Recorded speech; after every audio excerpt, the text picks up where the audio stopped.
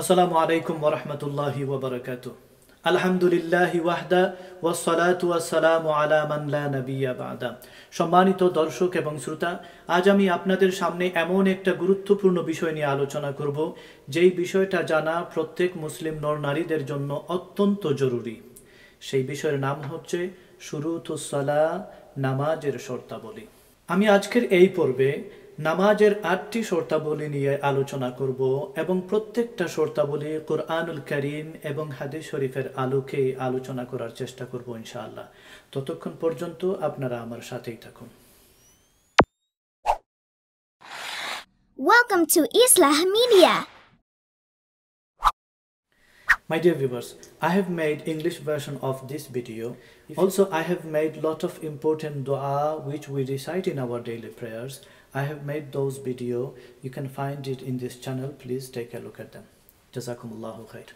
সম্মানিত দর্শক, আমরা জানি নামাজ পড়া প্রত্যেক মুসলিম নর নারীদের জন্য অবশ্য করণীয় ফরদুল আইন। 7 বছর বয়স থেকে একটা সন্তান সে নামাজ শিক্ষা গ্রহণ করতে হবে, প্রশিক্ষণ নিতে হবে।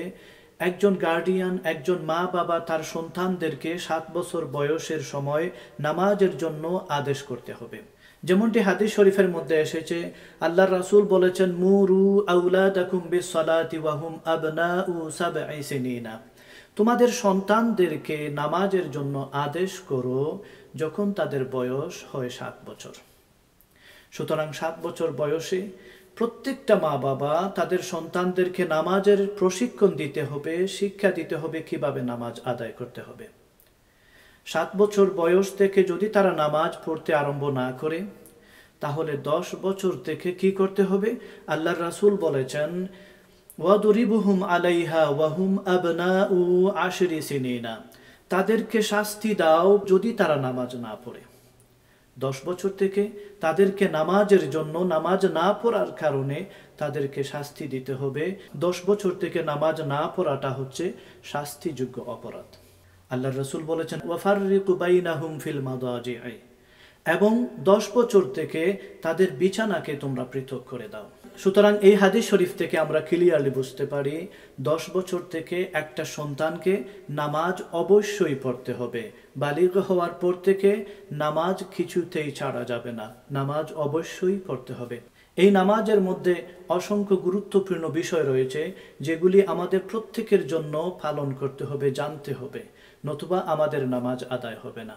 সেই প্রয়োজনীয়তার তাগিদে আজকে আমি আপনাদের সামনে নামাজের 8টি অত্যন্ত গুরুত্বপূর্ণ বিষয় নিয়ে আলোচনা করব, যেগুলি আমাদের প্রত্যেকের জন্য জানতে হবে, প্রত্যেকের জন্য সুন্দর করে আদায় করতে হবে, নতুবা আমাদের নামাজ বৈধ হবে না, ভ্যালিড হবে না।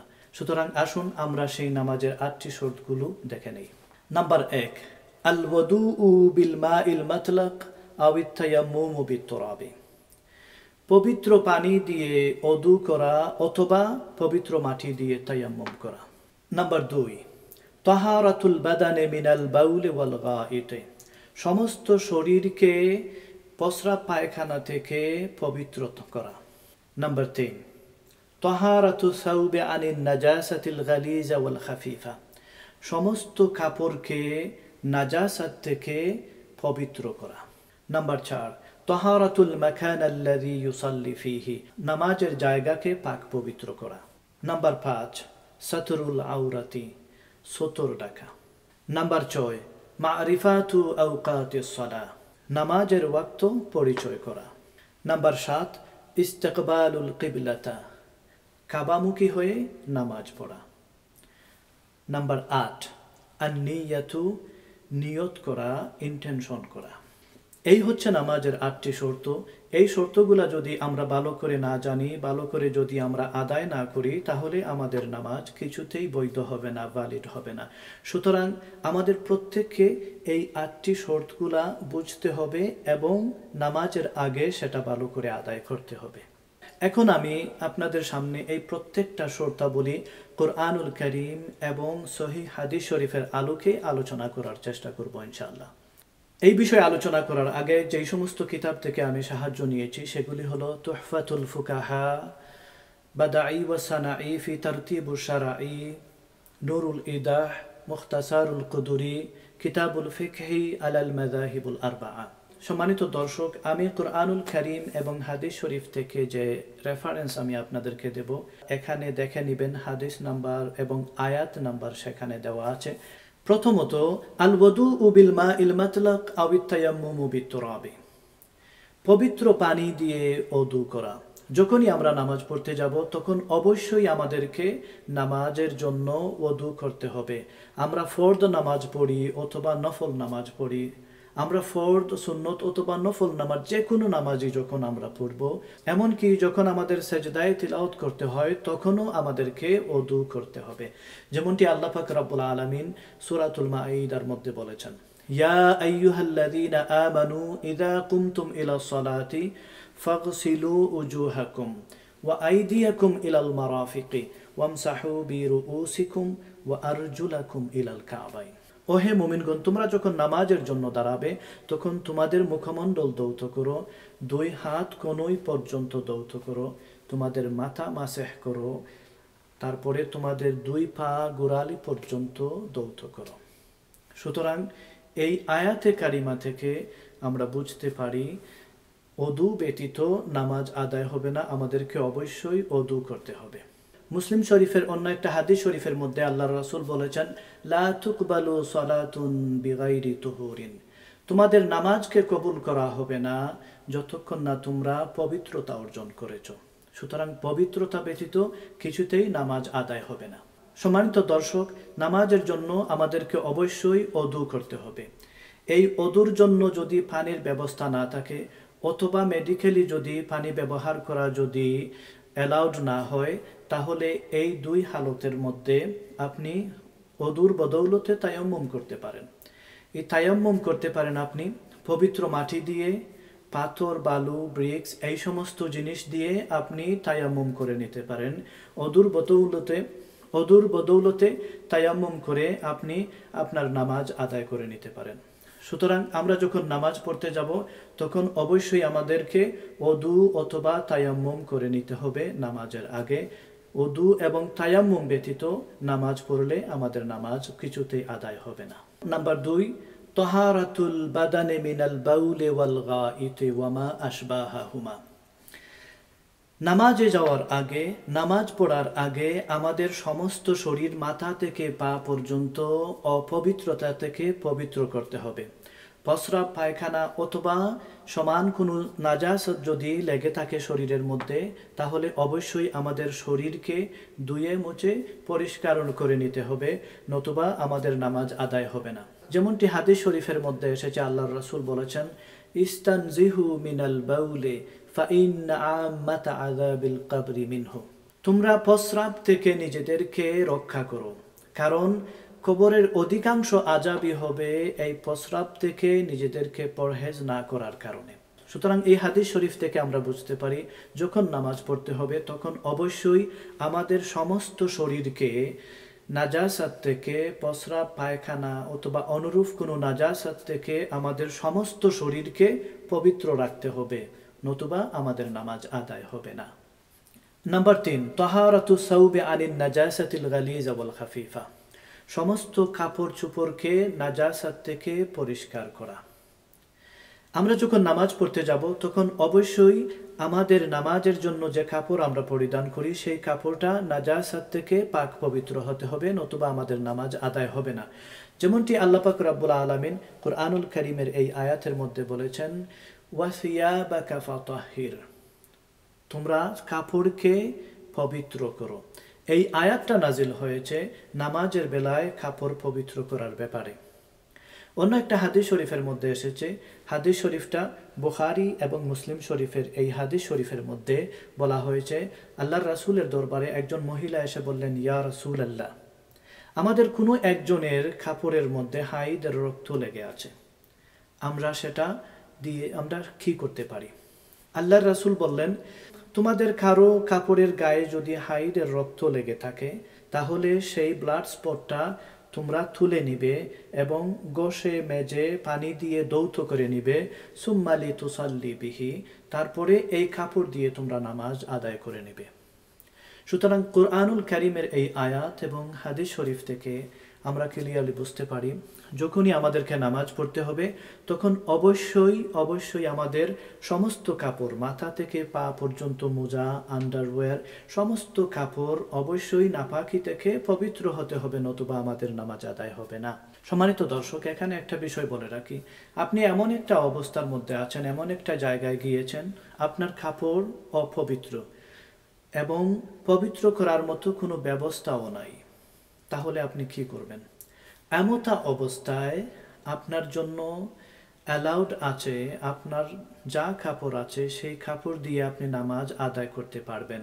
তবে এই বিষয়টা শুধুমাত্র যদি পবিত্র কাপড় পাওয়ার কোনো ব্যবস্থা যদি না থাকে তখনই এমন কাপড় দিয়ে নামাজ আদায় করলে হবে, নতুবা আদায় হবে না। নাম্বার 4, তাহারাতুল মাকান আল্লাযী ইউসাল্লি ফীহি, নামাজের জায়গা পবিত্র করা। আমরা যখন যেই জায়গায় নামাজ পড়তে যাব সেই জায়গাটা অবশ্যই পবিত্র হতে হবে, নতুবা আমাদের নামাজ আদায় হবে না। যেমনটি বুখারী শরীফের এই হাদিস শরীফের মধ্যে এসেছে, একজন গ্রাম্য সাহাবী মসজিদে এসে নামাজ পড়লেন এবং সেই সাথে নামাজের জায়গায় প্রস্রাব করে দিলেন। সাহাবায়ে কেরামরা তাকে ধরে ফেললেন, কিন্তু প্রিয় নবী মুহাম্মদুর রাসূলুল্লাহ সাল্লাল্লাহু আলাইহি ওয়াসাল্লাম সাহাবাদেরকে বললেন, তোমরা তাকে ছেড়ে দাও। এবং প্রিয় নবী মুহাম্মদুর রাসূলুল্লাহ সাল্লাল্লাহু আলাইহি ওয়াসাল্লাম সাহাবায়ে কেরামদেরকে নির্দেশ দিলেন, এই ব্যক্তি যেই জায়গায় প্রস্রাব করেছেন সেই জায়গাটা তোমরা পানি দিয়ে ভালো করে পরিষ্কার করে নাও। সুতরাং এই হাদিস শরীফ থেকে আমরা বুঝতে পারি যেই জায়গায় নামাজ পড়ব সেই জায়গাটা অবশ্যই আমাদেরকে পাক পবিত্র হতে হবে, নাজাসাত থেকে পবিত্র হতে হবে।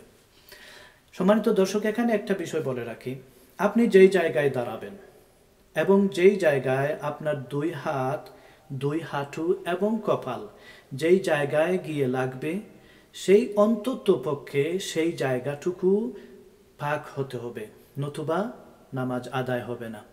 সুতরাং আমরা যখন নামাজ পড়ব তখন নামাজের জন্য অবশ্যই পরিষ্কার এক টুকরো কাপড় অথবা জায়নামাজ বিছিয়ে সেখানে নামাজ আদায় করলে নামাজ আদায় হয়ে যাবে। নাপাক জায়গায় নামাজ পড়লে সেটা কবুল হবে না, সেটা বৈধ হবে না।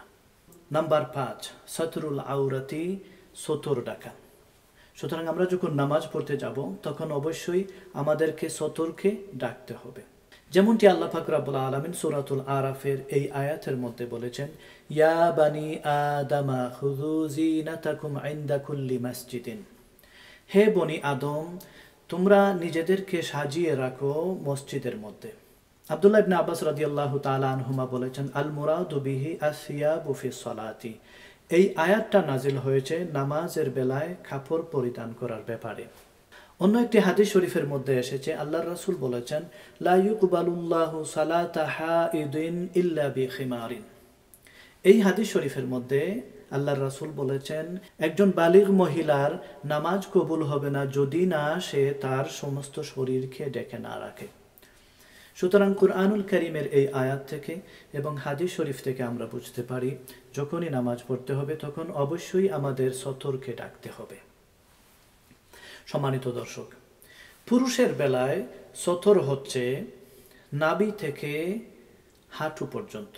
নাভি থেকে হাঁটু পর্যন্ত কভার করা হচ্ছে পুরুষের জন্য ফরজ, সব সময় ফরজ। অবশ্যই পুরুষের বেলায় এতটুকু জায়গা অবশ্যই কভার করে রাখতে হবে, ঢেকে রাখতে হবে, নামাজের মধ্যে হোক আর নামাজের বাইরে হোক। বিশেষ করে নামাজের মধ্যে যদি এই পরিমাণ জায়গা যদি আপনার ঢাকা না থাকে, কভার করা না থাকে, তাহলে আপনার নামাজ আদায় হবে না। আমি খেয়াল করে দেখেছি শার্ট প্যান্ট পরে যখন অনেক মানুষ নামাজ পড়ে তখন তারা যখন রুকু এবং সুজুদের মধ্যে যায় তখন তাদের পিছনের দিকটা উলঙ্গ হয়ে যায়। মনে রাখতে হবে নাভি থেকে হাঁটু পর্যন্ত এই জায়গাটুকু যদি আপনি নামাজের মধ্যে কোনোভাবে যদি উলঙ্গ রাখেন তাহলে আপনার নামাজ আদায় হবে না, আপনার নামাজটাকে আবার রিপিট করতে হবে। এবং নামাজের মধ্যে শালীনতা বজায় রেখে কাপড় পরিধান করাটা হচ্ছে আল্লাহর রাসূলের সুন্নত, কিন্তু নাভি থেকে হাঁটু পর্যন্ত কভার করাটা হচ্ছে কম্পালসারি ফরদুল আইন। এবং মহিলাদের বেলায় মিনিমাম রিকোয়ারমেন্ট হচ্ছে অবশ্যই সারাটা শরীরকে ঢেকে রাখতে হবে, মাথা থেকে পা পর্যন্ত সমস্ত শরীর ঢেকে রাখতে হবে। শুধুমাত্র মুখমণ্ডল, 2 হাতের কবজি এবং পা গোড়ালি পর্যন্ত উলঙ্গ রাখতে পারবেন। তাছাড়া সমস্ত শরীরকে অবশ্যই ঢেকে রাখতে হবে। আমি অনেক সময় খেয়াল করেছি, মহিলারা যখন নামাজ পড়েন, ব্লাউজ পরে যখন নামাজ পড়েন, তখন বাহু অথবা শরীরের কোনো অংশ নামাজের মধ্যে উলঙ্গ হয়ে যায়। আপনাকে মনে রাখতে হবে, আপনি যদি শরীরের কোনো অংশ অথবা বাহুর কোনো জায়গা যদি আপনি উলঙ্গ রাখেন নামাজের মধ্যে, এমতা অবস্থায় আপনার নামাজ আদায় হবে না, আপনার নামাজটাকে আবার রিপিট করতে হবে। সম্মানিত দর্শক, এখন প্রশ্ন হলো, আপনি যদি এমন একটা অবস্থার মধ্যে থাকেন, এমন একটা জায়গায় গিয়েছেন যেখানে আপনার সমস্ত শরীর ঢাকার মতো এমন কোনো কাপড় নাই, এমন একটা অবস্থার মধ্যে আছেন, তারপরেও আপনি নামাজ ছাড়তে পারবেন না, আপনাকে নামাজ পড়তে হবে। এই অবস্থায়, এমতা অবস্থায় আপনার কাছে যা কাপড় আছে সেই সমস্ত কাপড় দিয়ে আপনার নামাজ আদায় করলে আপনার নামাজ আদায় হয়ে যাবে। এখন মহিলাদের যদি এমন অবস্থা থাকে যেখানে সমস্ত শরীর ঢাকার কোনো ব্যবস্থা থাকে না, কিন্তু আর কাপড় পাওয়ারও কোনো সুযোগ নাই, কোনো চান্স নাই, তাহলে এমতা অবস্থায় যেই সমস্ত কাপড় আপনার কাছে আছে সেইগুলা দিয়েই আপনার নামাজ আদায় করা যাবে।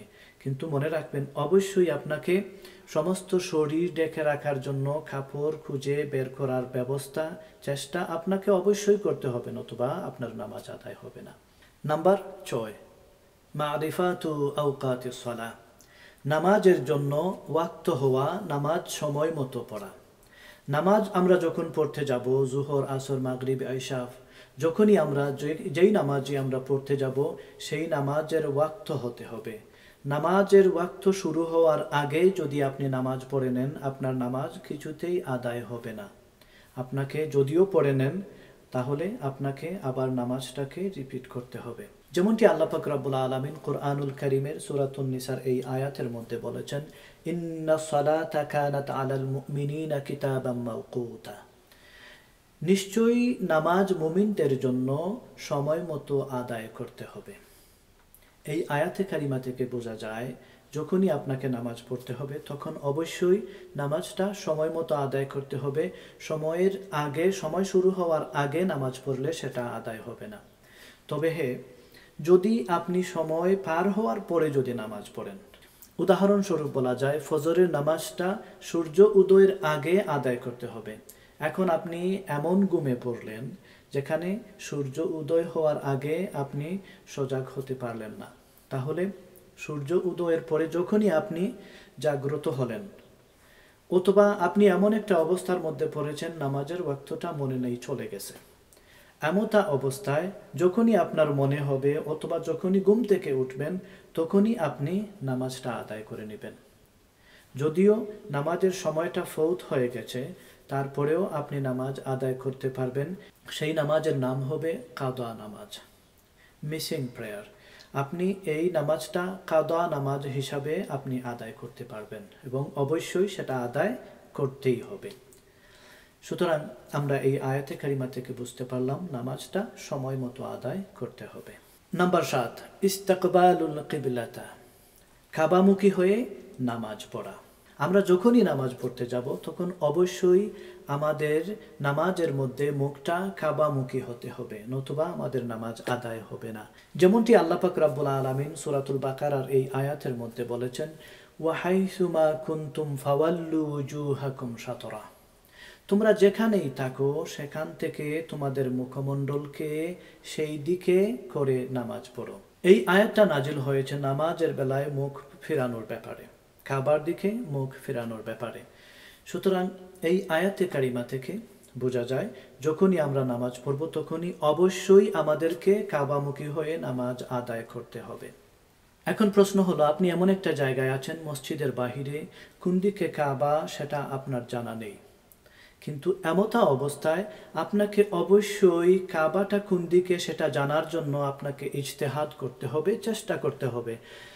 চেষ্টা ব্যতীত যেদিকে ইচ্ছা সেদিকে যদি আপনি নামাজ পড়ে নেন, আপনার নামাজ আদায় হবে না।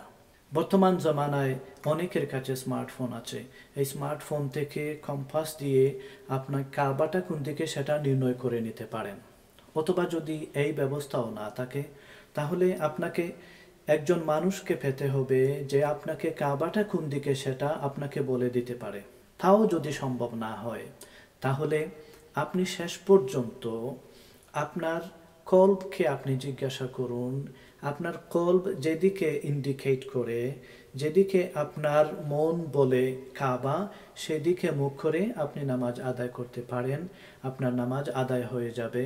নামাজ আদায় করার পরে যদি আপনি জানতে পারেন যে রং ডাইরেকশনে আপনি নামাজ পড়েছেন, তারপরেও আপনার নামাজ আদায় হবে, আপনার নামাজটাকে আবার রিপিট করতে হবে না। নাম্বার 8, আন-নিয়াতু, নিয়ত করা। নামাজের জন্য নিয়ত করাটা হচ্ছে নামাজের জন্য শর্ত। নিয়ত ব্যতীত নামাজ পড়লে সেই নামাজ কিছুতেই আদায় হবে না। যেমনটি বুখারী শরীফের সর্বপ্রথম এই হাদিস শরীফের মধ্যে বলা হয়েছে, ইন্নামাল আমালু বিন্নিয়াত। প্রত্যেকটা নেক আমল ডিপেন্ড করে, নির্ভর করে নিয়তের উপর। সুতরাং এই হাদিস শরীফ থেকে বোঝা যায় যখনই নেক আমল করতে হবে তখনই আমাদেরকে নিয়ত করে নিতে হবে, আমাদেরকে ইরাদা করতে হবে। নিয়তটা হচ্ছে অন্তরের ব্যাপার, অন্তর থেকে নিয়ত করাটা হচ্ছে শর্ত। অন্তর থেকে যদি আপনার নিয়ত যদি সঠিক না হয় তাহলে আপনার নামাজ আদায় হবে না। আপনার জবান থেকে যাই বলেন, কিন্তু আপনার অন্তরের মধ্যে কি আছে সেটা গণনার বিষয়, সেটাই হচ্ছে হিসাবের বিষয়। এখন আপনি জোহরের নামাজ পড়তে গেছেন, কিন্তু এখন আপনার মুখ দিয়ে চলে আসলো আসরের নামাজ, কিন্তু অন্তরের মধ্যে যদি আপনার জোহরের নামাজ থাকে, সঠিক নামাজের নিয়ত যদি থাকে অন্তরের মধ্যে, তাহলে আপনার নামাজ আদায় হয়ে যাবে।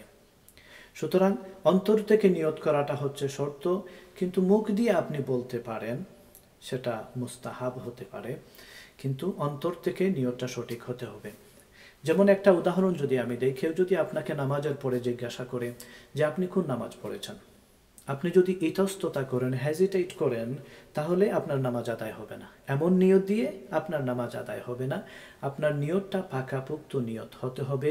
কোন নামাজ, কোন ওয়াক্তের নামাজ, ফরদ, সুন্নত নাকি ওয়াজিব, কোন নামাজ পড়তেছেন, সেই বিষয়টা আপনার নিয়তের মধ্যে থাকতে হবে। সুতরাং আমরা যখন নামাজ পড়তে যাব তখন অবশ্যই আমাদেরকে নিয়ত করতে হবে। সঠিক নিয়ত ব্যতীত আমাদের নামাজ আদায় হবে না। সম্মানিত দর্শক, আমি আশা করি এখন আপনারা নামাজের 8টি শর্তাবলী ভালো করে বুঝতে পেরেছেন। এখন আমি আপনাদেরকে নামাজের 8টি শর্ত আবারও আপনাদেরকে দেখাচ্ছি, যাতে আপনাদের ভালো করে মনে থাকে।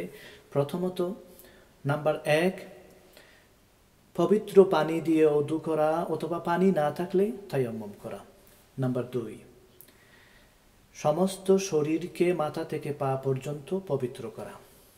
নাম্বার 3, সমস্ত কাপড় চোপড় মাথা থেকে পা পর্যন্ত যা পরিধান করি সেটা নাপাকি থেকে পবিত্র করা। নাম্বার 4, নামাজের জায়গা পবিত্র করা। নাম্বার 5, সাতরুল আউরাতি, সতর ঢাকা। নাম্বার 6, নামাজের ওয়াক্ত হওয়া। নাম্বার 7, কাবামুখী হয়ে নামাজ পড়া। নাম্বার 8, নিয়াত করা। এই হচ্ছে নামাজের 8টি শর্ত। সম্মানিত দর্শক, আমি আশা করি আপনাদের এই নামাজের 8টি শর্তগুলা মনে থাকবে। আমরা যখনই নামাজ পড়ব তখন যেন এই শর্তগুলা ভালো করে আমরা আদায় করি, করার পরে আমরা নামাজ শুরু করব। এগুলি যদি আমরা ভালো করে আদায় না করে যদি আমরা নামাজ পড়ি, তাহলে আমাদের নামাজ কবুল হবে না। আল্লাহ পাক রব্বুল আলামিন আমাদের প্রত্যেককে নামাজের এই শর্তগুলি সুন্দর করে আদায় করার যেন আল্লাহ তৌফিক দান করেন, সেই তৌফিক কামনা করে আমি এখানেই বিদায় নিব। যাবার আগে আমি আপনাদেরকে বলে রাখি, আমরা নামাজের মধ্যে যেই সমস্ত দোয়া, যেই সমস্ত ছোট্ট সূরা আমরা তিলাওয়াত করি, দোয়া কুনুত সহ অত্যন্ত গুরুত্বপূর্ণ যেই সমস্ত দোয়া আমরা পড়ি, সেগুলি নিয়ে আমি ভিডিও করেছি, আপনারা সেগুলো দেখে নেবেন। আমি আশা করি সেটা আপনাদের অত্যন্ত উপকারে আসবে। সম্মানিত দর্শক, আপনারা যদি এই ভিডিও থেকে উপকৃত হয়ে থাকেন তাহলে এটা আপনার বন্ধু বান্ধব এবং ফ্যামিলি মেম্বারদের সাথে শেয়ার করবেন। আল্লাহ পাক রব্বুল আলামিন আপনাদেরকে জাযায়ে খায়র দান করুন। ওয়া আখিরু দাওয়ানা আনিল হামদুলিল্লাহি রাব্বিল আলামিন। আসসালামু আলাইকুম ওয়া রাহমাতুল্লাহি ওয়া বারাকাতুহু।